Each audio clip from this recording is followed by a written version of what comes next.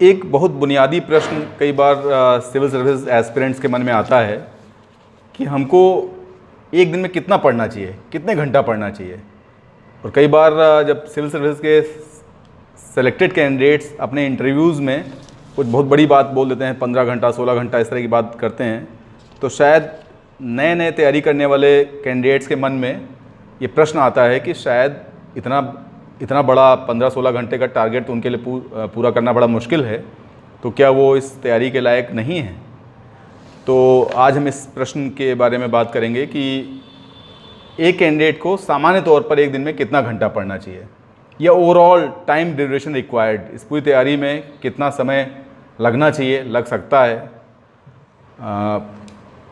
काफ़ी कुछ कितना पढ़ना चाहिए एक दिन में, ये डिपेंड करता है कि आपकी समझ के पढ़ने की रफ्तार क्या है, आपकी रीडिंग विद कॉम्प्रहेंशन स्पीड या रीडिंग विद अंडरस्टैंडिंग स्पीड क्या है, किस रफ्तार से आप कुछ भी किसी भी टेक्स्ट को समझ बूझ के पढ़ सकते हैं।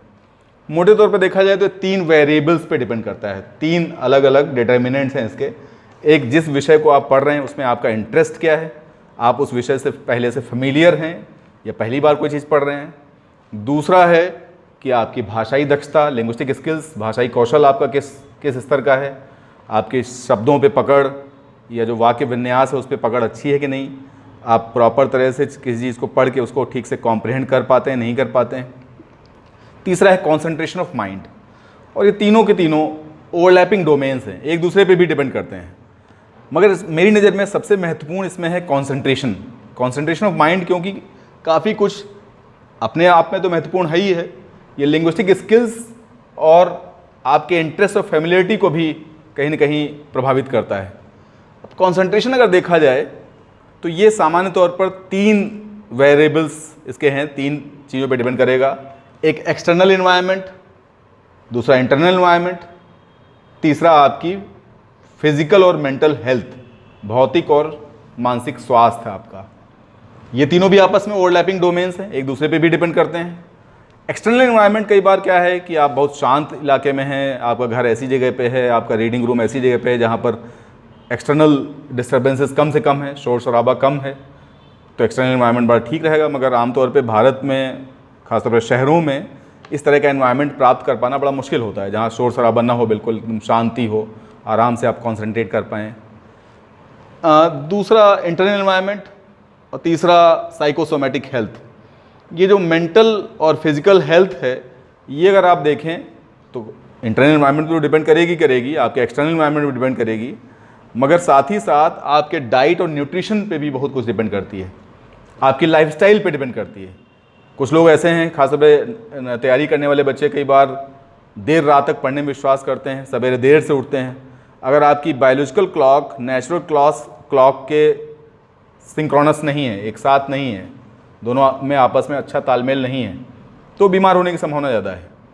तो कई बार आपकी लाइफस्टाइल, उस लाइफस्टाइल में आपकी फ़िज़िकल एक्टिविटी कुछ है कि नहीं है, आपका पढ़ने का तरीका क्या है, आप खाने में प्रॉपर तरह से डाइट और न्यूट्रिशन पे ध्यान दे रहे हो नहीं दे रहे हो, आपके डाइट में प्रोटीन और विटामिन्स का शेयर ठीक ठाक है कि नहीं है।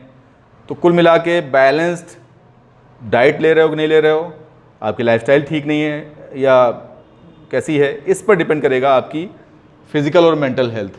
मगर इन तीनों में मेरी दृष्टि में सबसे महत्वपूर्ण है इंटरनल इन्वायरमेंट, आंतरिक वातावरण। क्योंकि कई बार अगर आपका आंतरिक वातावरण ठीक है तो अगर एक्सटर्नल इन्वायरमेंट नहीं भी ठीक है तब भी आप आराम से कॉन्सेंट्रेट कर सकते हैं। इंटरनल इन्वायरमेंट डिपेंड करता है आपके peace and tranquility of your mind, आपका जो मस्तिष्क है वो कितना शांत चित्त है, कितना ज़्यादा आप अपने साथ पीस में हैं। कई बार हम अपने साथ ही एक अंदर लड़ाई में चल रहे होते हैं, we are at war with ourselves. तो अगर आपका पीस और ट्रैंक्विलिटी माइंड की ठीक है तो काफ़ी कुछ इंटरनल इन्वायरमेंट ठीक होगा। कई बार एडेप्टेबिलिटी बहुत इंपॉर्टेंट है। अगर एक्सटर्नल इन्वायरमेंट आपके अनुकूल नहीं है तो आप उस एक्सटर्नल इन्वायरमेंट के हिसाब से अपने आप को अडेप्ट कर सकते हैं कि नहीं कर सकते हैं। कई बार देखा गया जैसे किसी घर में कोई रिश्तेदार आ जाए मान लीजिए, तो कुछ ऐसे बच्चे होते हैं जो रिश्तेदार आने के कारण उनकी पूरी पढ़ाई डिस्टर्ब हो जाती है। वहीं कुछ ऐसे बच्चे होते हैं कि थोड़े समय के लिए तो थोड़ा उनका डिस्टर्बेंस होता है, मगर थोड़ी देर बाद वो अपने आप को अडेप्ट कर लेते हैं। उस चेंज्ड एनवायरनमेंट पे अपने आप को अडेप्ट करना कुछ लोग बड़ी अच्छी तरह से कर देते हैं। तो ये एडेप्टेबिलिटी भी इंटरनल एनवायरनमेंट के लिए बहुत इंपॉर्टेंट है। तीसरी चीज़ है इंटरनल एनवायरनमेंट के लिए clarity about the aims of life and strategy और approach which you are pursuing for your task. ये जो एम्स ऑफ लाइफ वाली बात है ये बहुत महत्वपूर्ण है।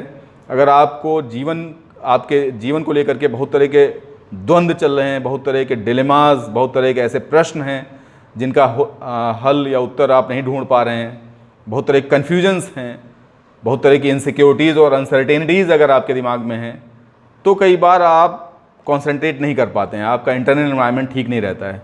तो जीवन का उद्देश्य क्या है आपका, उस पर आपकी दृष्टि एकदम साफ़ होनी चाहिए। अगर वो दृष्टि साफ़ नहीं है तो आंतरिक वातावरण को अच्छा कर पाना मुश्किल काम है। साथ ही साथ जो काम आप करने जा रहे हैं, जैसे सिविल सर्विस तैयारी कर रहे हैं, अगर सिविल सर्विस की तैयारी को लेकर के आपके दिमाग में उसकी अप्रोच, उसकी स्ट्रेटजी को लेकर के बहुत तरह के प्रश्न हैं, बहुत तरह के डिलेमाज हैं, तो इंटरनल एनवायरनमेंट ठीक नहीं रहेगा। जैसे एक बड़ा कॉमन सा डिलेमा ये रहता है कि whether I should pursue this preparation in my home town और cities like Lucknow, Allahabad type, or we should go to Delhi। तो कई बार इस तरह के प्रश्न की तैयारी क्या दिल्ली में ही हो सकती है, जहाँ हम रह रहे हैं वहाँ नहीं हो सकती है। ऐसे बहुत से प्रश्न होते हैं तैयारी को लेकर के जो हमारे आंतरिक वातावरण को कमज़ोर करते रहते हैं, उसको हिलाते डुलाते रहते हैं। तो इंटरनल एनवायरनमेंट की बहुत बड़ी भूमिका है। इनफैक्ट स्ट्रेटजी और अप्रोच और एम्स ऑफ लाइफ के बारे में क्लैरिटी इंटरनल एनवायरनमेंट के लिए बहुत आवश्यक है। साथ ही साथ बहुत तरह के डिस्ट्रैक्शंस भी, डिलेमास, डिस्ट्रैक्शंस भी कई बार इंटरनल एनवायरनमेंट को कमज़ोर करते हैं। जैसे आज की तारीख में लोग मोबाइल फ़ोन या और इस तरह के डिस्ट्रैक्शन वाले जो उपकरण हैं उनके साथ रहते हैं, तो डिस्ट्रैक्शंस के कारण भी आंतरिक वातावरण, इंटरनल एनवायरनमेंट कमज़ोर होता है। इंटरनल एनवायरनमेंट ठीक करने के लिए इन सब पे काम करना पड़ेगा आपको, और ये सब हमने जैसे बताया ओवरलैपिंग डोमेन्स हैं। कंसंट्रेशन ऑफ माइंड के लिए ये सब महत्वपूर्ण है, और concentration of mind, linguistic skills और इंटरेस्ट के साथ ही आप अपनी समझ के पढ़ने की रफ्तार सुधार सकते हैं। अब अगर हम एक उदाहरण लें कि कोई कैंडिडेट मान लीजिए एक बी है जिसकी समझ के पढ़ने की रफ्तार मान लीजिए 200 शब्द प्रति मिनट है, दूसरा कैंडिडेट है ए जिसकी समझ के पढ़ने की रफ्तार मान लीजिए 50 वर्ड्स पर मिनट है। कई बार ये समझ के पढ़ने की रफ्तार बहुत कम और बहुत ज़्यादा भी हो सकती है, मगर हमने एक सामान्य, जिस सामाजिक शैक्षणिक पृष्ठभूमि से ज़्यादातर हम सब लोग आते हैं उनकी बात कर रहे हैं। अगर ये रफ्तार मान लीजिए 50 शब्द प्रति मिनट से 200 शब्द प्रति मिनट की रेंज में है, अगर मानते हैं कि ये 200 शब्द प्रति मिनट वाला शख्स मान लीजिए एक दिन में 4 घंटा पढ़ता है, तो उतना ही पढ़ने के लिए, उतना ही पोर्शन कवर करने के लिए इसको 50 शब्द प्रति मिनट वाले व्यक्ति को 16 घंटे पढ़ना पड़ेगा। तो कहा जा सकता है कि इसके लिए हो सकता 4 घंटा सफिशिएंट हो, मगर अगर ये 12-13 घंटा पढ़ रहा है तब भी इसके लिए 12-13 घंटा इनसफिशिएंट कहा जा सकता है। तो कई बार समझ के पढ़ने की रफ्तार क्या है, इसी पे डिपेंड करेगा कि आपके लिए कितने घंटे सफिशिएंट हैं।